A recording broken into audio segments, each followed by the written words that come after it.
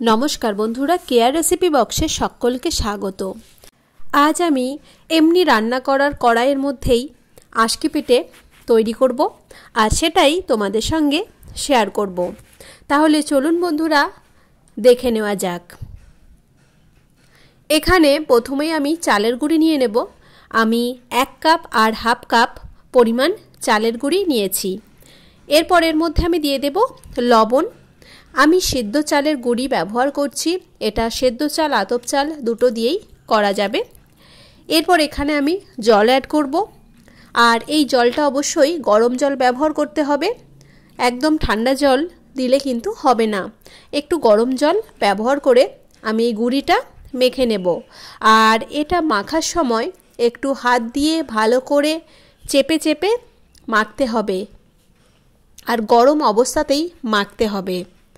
এইভাবে অল্প অল্প করে জল দিয়ে ভালো করে চেপে চেপে মেখে নেব। আর অনেকটাই গুঁড়িটা গরম বুঝতেই পাচ্ছেন, তাই হাত দেওয়া যাচ্ছে না, তবুও চেষ্টা করছি খুব ভালো মতো করে এটা মেখে নেওয়ার। এইভাবে গুঁড়িটাকে খুব ভালো করে মেখে নিচ্ছি। এই রকম ভাবে হাত দিয়ে কিন্তু চেপে মেখে নিচ্ছি। আর এরপর এর মধ্যে আরও একটু বেশি পরিমাণে জল অ্যাড করব। এই মাখাটা অনেকটাই পাতলা হবে, একদম আটার মাখা নয়, একটু পাতলা করে মেখে নিতে হবে। এইভাবে আমি চামচ দিয়ে এখন মেখে নিচ্ছি। যেহেতু গরম জল তাই এই মুহূর্তে আর হাত দেওয়া যাচ্ছে না, আমি চামচ ব্যবহার করে এটা ভালো করে একটু এইভাবে মেখে নিচ্ছি। এই রকম ঘনত্বের করে আমি গুঁড়িটাকে তৈরি করে নিয়েছি। এটা আধ ঘন্টার জন্য চাপা দিয়ে রাখতে হবে। এই মাখাটা আমি আধ ঘন্টার জন্য চাপা দিয়ে রেখে দেব। আধ ঘন্টা পর ফিরে এলাম আর এই অবস্থাতে আমি আরও একটু মাখাটা ফাটিয়ে নেব। এরপর চলে যাব রান্নায়। কড়াইয়ের মধ্যে আমি অল্প পরিমাণ ব্রাশ দিয়ে তেল দিয়ে দিলাম। প্রথম বারটাই তেল দিলে হবে, আর পরের বার আর তেল দেওয়ার কোনো প্রয়োজন নেই। আর তার মধ্যে আমি ওই 1 চামচের মতো দিয়ে দিলাম, মানে একই পরিমাণ করে আমি প্রত্যেকটা চিতই পিঠে তৈরি করে নেব।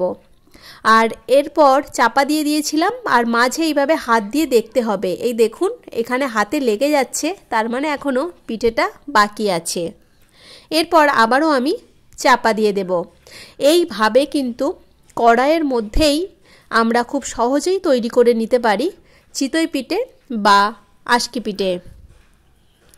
এর পরের বারও আমি খুব সামান্যই ব্রাশটাই একটু জাস্ট বুলিয়ে নিলাম, নিয়ে আরও 1 হাতার মতো দিয়ে দিলাম। আমি একটা চামচেই দিচ্ছি যাতে পিঠেটার আকৃতি একই রকম হয় আর মাপটাও একই থাকে। যেহেতু আমার কড়াইটা একটু চ্যাটকা তাই পিঠেগুলো একটু পাতলা সাইজের হয়ে যাচ্ছে। যতটা গর্ত বা ডিপ করা নেওয়া হবে ততটা কিন্তু ছোট হবে আর একটু মোটা হবে। এই একই প্রসেস করে আমি প্রত্যেকটা চিতই পিঠে করে নেব। এটা করতে খুব বেশি সময় লাগে না, 5 থেকে 7 মিনিটের মতো চাপা দিয়ে রাখলেই হবে। আর অবশ্যই গ্যাসের ফ্লেমটা কিন্তু মিডিয়াম টু লোয়ে রাখতে হবে। এইভাবে সমস্ত পিঠেগুলো আমি বানিয়ে নিলাম। খুব সহজেই তৈরি হয়ে গেল দুর্দান্ত স্বাদের চিতই পিঠে বা আশকি পিঠে। এরপর এটা আমি খেজুর গুড় দিয়ে সার্ভ করে দিলাম। এটা কিন্তু এই খেজুর গুড় দিয়ে খেতে অসাধারণ লাগে। আশা করছি ভিডিওটি সকল বন্ধুর কাছে খুব ভালো লেগেছে। সকলে ভালো থাকবেন, সুস্থ থাকবেন। ভিডিওটি দেখার জন্য অসংখ্য ধন্যবাদ।